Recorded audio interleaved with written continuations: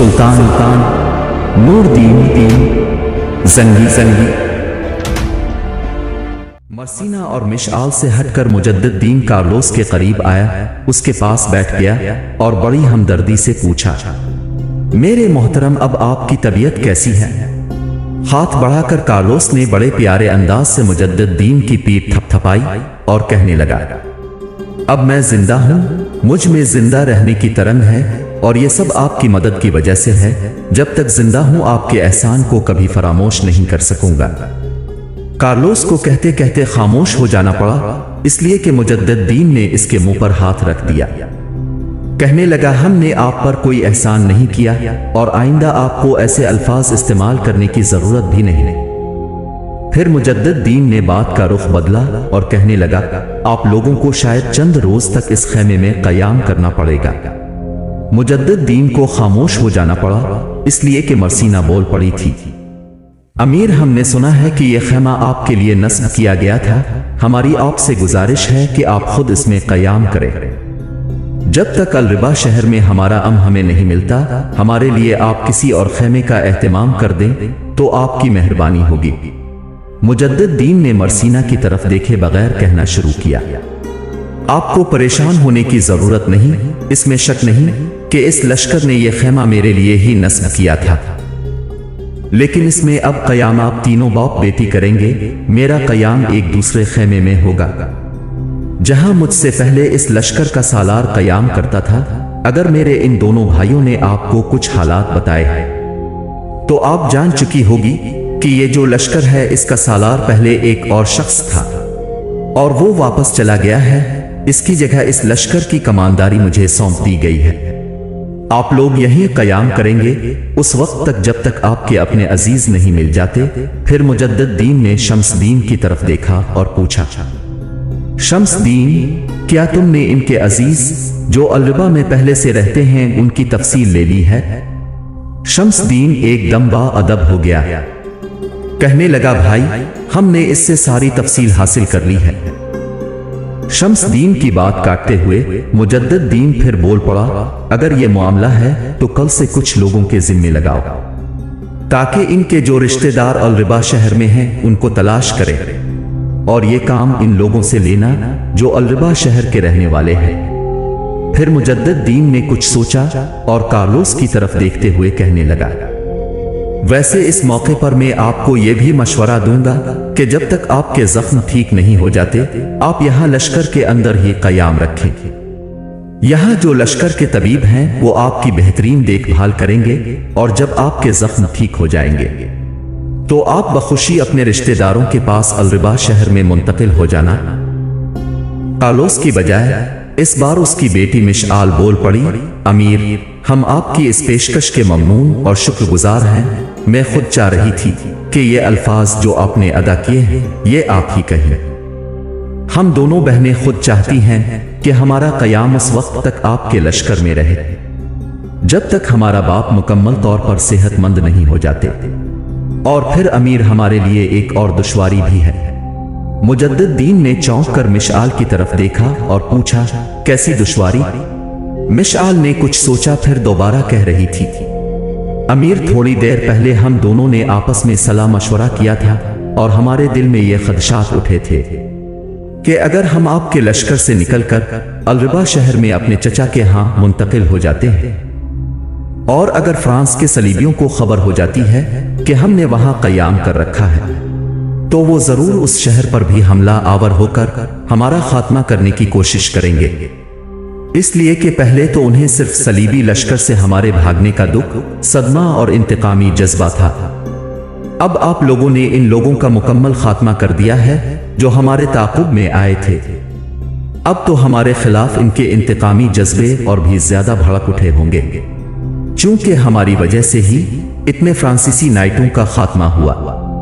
मिशआल जब खामोश हुई तो उसकी ढारस, उसकी तसल्ली के लिए मुजद्दिद दीन ने कहना शुरू किया, बीबी, तुम्हें फिक्रमंद होने की जरूरत नहीं है किसी सलीबी नाइट की ऐसी की तैसी कि वो अल-रिबा शहर में दाखिल होकर तुम लोगों को नुकसान पहुंचाए।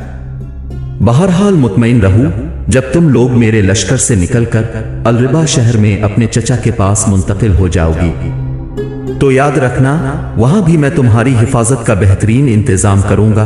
तुम तीनों को किसी किस्म का कोई शकवा नहीं रहेगा। उसके बाद जब मैं यहां से हलब की तरफ कूच कर जाऊंगा तब भी उस शहर में जो हिफाजत का सरबरा होगा उसको भी तायद करूंगा कि वहां तुम्हारी हिफाजत का इंतजाम करे। बहरहाल तुम लोगों को फिक्रमंद होने की जरूरत नहीं, कोई सलीबी तुम्हें अपना हदफ नहीं बना सकेगा। मुजद्दिद दीन खामोश हुआ तो मरसीना इसको मुखातिब करते हुए बोल पड़ी, अमीर अगर आप बुरा न माने तो मैं आप लोगों की जात से मुताल्लिक एक सवाल करना चाहती हूँ, या यूं जाने एक जाती सवाल है जो मैं करना चाहती हूँ। उम्मीद है आप बुरा नहीं मानेंगे। मुजद्दिद दीन मरसीना की तरफ देखे बगैर कह दिया, बीबी जो कुछ तुम पूछना चाहती हो पूछ लो, हम बुरा मानने वाले लोग नहीं हैं। मरसीना की आवाज फिर खेमे में सुनाई दी, अमीर आप तीनों के यहां आने की वजह तो पहले ही शम्सदीन हमें बता चुके हैं। हम ये भी जान चुके हैं कि आप अलरिबा के नहीं बल्कि हलब के रहने वाले हैं। अगर आप बुरा न माने तो बताएं आप घर के कितने अफराद हैं। हल्की सी मुस्कुराहट मुजद्दिद दीन के चेहरे पर नमूदार हुई। फिर कहने लगा, हम घर के 4 अफराद हैं। 3 हम यहां बैठे हैं और हलब में चौथी हमारी मां है जो हमा वक्त हमारी मुंतजिर रहती है। दरअसल खतलख मेरे चचा का बेटा है। मेरा बाप और चचा बस 2 ही भाई थे। दोनों माजी में एक सलीबी जंग में काम आ चुके हैं। उनके साथ मेरा एक बड़ा भाई और खतलख का बड़ा भाई सलीबी जंग में काम आ चुका है। खतलख सिर्फ 2 भाई थे। सलीबी जंग में इसका बाप, भाई और मां तक शहीद हो गए। मेरा बाप और भाई भी इसमें शहीद हुए। उस वक्त हम छोटे थे। खतलख को भी मेरी मां ने पाला है। इसी बना पर हम तीनों अपने आप को सगे भाई ख्याल करते हैं और खतलख मेरी मां को मां ही कहकर मुखातिब करता है। इस बना पर हम अपने आप को घर के 4 अफराद शुमार करते हैं। मुजद्दिद दीन खामोश हो गया। फिर अपने लिबास के अंदर से एक छोटी सी थैली निकाली और थैली उसने कार्लोस के पहलू में रखते हुए कहना शुरू किया, मोहतरम कार्लोस, आप इन सरजमीनों में अजनबी हैं। फ्रांसीसी नाइटों से भागते हुए उनके हाथों नुकसान उठाने के बाद आपके पास कुछ भी नहीं बचा होगा। मेरे ख्याल में आप अपने जाती सामान तक से महरूम हो गए हैं। आपका सारा असासा ये कपड़े होंगे जो आप लोगों ने पहन रखे हैं। ये जो थैली मैंने आपके पहलू में रखी है इसमें कुछ नकदी है जो इस परदेश में आपके काम आएगी। इसके अलावा मैं कुछ रकम अपने भाई शम्सदीन के हवाले कर दूंगा। आप ऐसा कीजिएगा, आज पिछले पहर मरसीना और मिशाल दोनों बहनों को शम्सदीन और खतलख के साथ अलरिबा शहर के बाजार की तरफ भेज दीजिएगा। ये अपनी पसंद के कपड़ों के अलावा आपके लिए भी कुछ पहनावे लेकर आएंगी। इसके अलावा बाजार से अपनी जरूरियात का जो दीगर सामान खरीदना चाहिए इन दोनों के हमरा खरीद लेंगी। मुजद्दिद दीन की इस गुफ्तगू के जवाब में कार्लोस कुछ कहना चाहता था कि मुजद्दिद दीन ने इसके मुंह पर हाथ रख दिया। कहने लगा, मैं जानता हूं आप कुछ कहना चाहते हैं, शुक्रिया अदा करेंगे, ममनूनियत का इजहार करेंगे, लेकिन मैं ऐसे अल्फाज सुनने का आदी नहीं हूं। मैं जो कुछ कर रहा हूं आप लोगों की जरूरत है। इसके साथ ही मुजद्दिद दीन उठ खड़ा हुआ। साथ ही शम्सदीन और खतलख को भी इसने इशारा किया। फिर वो तीनों खेमे से निकल गए थे। 9 लाख के सलीबी लश्कर का पड़ाव कुस्तुनतुनिया में था। वहां उस वक्त मैनुअल अव्वल की हुकूमत थी। वो यूरोपी सलीबी लश्कर की कसरत तादाद से घबरा उठा। ताहम उसने अपनी तरफ से पूरी कोशिश की कि 9 लाख के सलीबी लश्कर से अच्छा सलूक किया जाए और हर मुमकिन तरीके से उनकी मदद की और आइंदा भी उनकी मदद करने का यकीन दिलाया। लेकिन यूरोपी सलीबियों की मस्तियां नाकाबिले बर्दाश्त थी और कुस्तुनतुनिया के यूनानी उनकी हरकतों से बहुत जल्द बेजार हो गए और उन्होंने अंदर ही अंदर कोशिश शुरू कर दी कि वो 9 लाख सलीबी लश्कर जिस कदर जल्द मुमकिन हो कुस्तुनतुनिया से मुसलमानों के इलाकों की तरफ कूच कर जाए। इन हालात में जर्मन के बादशाह कानरो और फ्रांस के बादशाह लुई ने अपने लश्करियों के साथ कुस्तुनतुनिया से कूच किया। ते ये पाया کہ دونوں لشکر اکٹھے سفر نہ کریں، بلکہ مختلف راستوں سے ہوتے ہوئے نیفیا کے مقام پر جا کر دونوں لشکر متحد ہو جائیں۔ جن علاقوں سے دونوں لشکروں نے گزرنا تھا وہ علاقے قونیہ کے سلجوقی سلطان مسعود کی سلطنت کا حصہ تھے۔ سلطان ملک شاہ سلجوقی کے بعد بے شک سلجوقیوں کے اندر پہلا سا دم خم نہیں تھا، لیکن صلیبی آمد پر کچھار میں سویا شیر جاگ اٹھا۔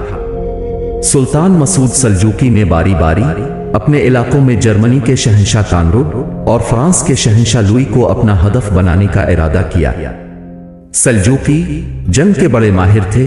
سلطان مسعود سلجوقی نے کوہستانی سلسلوں کے اندر اپنے لشکر کے مختلف حصے کر کے انہیں پھیلا دیا، اور جو ہی جرمنوں کا شہنشاہ کانرڈ وہاں سے گزرنے لگا تب سلجوقی ان پر جلتے چڑھتے دکھ کے آتش فشاں کی صورت رات کی گہری اداسیوں میں دلوں کو لختے لخت کر دینے والے غم کی لہروں کی بے روک یلغار کی طرح ٹوٹ پڑے تھے۔ جرمنوں کے مقابلے میں سلجوقیوں نے ایسی عزیمت، جرأت اور ہمت کا مظاہرہ کیا کہ جس کی مثال تاریخ میں نہیں ملتی۔ بے شک وہ تعداد میں تھوڑے تھے، جنگی تیاری بھی نہ ہونے کے برابر تھی، پھر بھی انہوں نے آزادی اور خود مختاری کی حفاظت کی خاطر بڑی پرشکو اور باوقار قوت و عظمت کا مظاہرہ کیا۔ وہ راز صداقت میں کھولتی صحرائی ویرانیوں کی طرح جرمنوں پر حملہ آور ہوئے، اور جس کوہستانی سلسلے سے اتر کر وہ جرمنوں پر حملہ آور ہوتے رہے، وہاں انہوں نے بغاوت کے علمدار شیطان پرستوں کے خلاف کمال کی علامتوں اور ماضی کی عظمتوں کی نشانیوں کا بہترین مظاہرہ کیا۔ جس سمت جس طرف سے سلجوقی حملہ آور ہوئے، جرمنوں کی حالت وہ بکھری کہ تیلیوں کی طرح لاشوں، دیمک آلود درد بام، وحشت کی پتجھڑ اور خیالات کی مسمار ہوئی کائنات سے بھی بدتر کرتے چلے گئے تھے۔ صلیبی قونیہ کے سلطان مسعود سلجوقی کو بوڑھا شیر سمجھتے تھے، لیکن وہ بوڑھا شیر ابھی بیدار تھا۔ اپنی کچھار سے اس طرح بیدار ہو کر نکلا کہ کوہستانی سلسلے کی گھاٹیوں کے اندر اس نے جرمنوں کو خشک پتوں کی طرح اڑانا شروع کر دیا۔ مورخین تک اس بات کو تسلیم کرتے ہیں کہ قونیہ کے سلطان مسعود سلجوقی کے ہاتھوں جرمنی کو بدترین تباہی اور بربادی کا سامنا کرنا پڑا، اور وہ اپنا کافی نقصان اٹھاتے ہوئے گرتے پڑتے بقایا لشکر کو لے کر بمشکل تمام نیفیا پہنچنے میں کامیاب ہو سکے۔ جرمنوں کو نقصان پہنچانے اور ان کی ہمت اور صلیبی جذبوں کو نیست و نابود کرنے کے بعد قونیہ کے سلطان مسعود نے اب فرانسیسیوں سے بھی اسی طرح نمٹنے کا تہیہ کر لیا تھا، جس طرح اس نے جرمنوں کے لاکھوں کے لشکر کو بے زر بھیڑ کی طرح ہانک کر رکھ دیا تھا۔ بہرحال اپنی تباہی اور بربادی دیکھتے ہوئے باقی بچے ہوئے لشکر کو لے کر جرمنی کا شہنشاہ کانرڈ نیفیا شہر پہنچنے میں کامیاب ہو گیا۔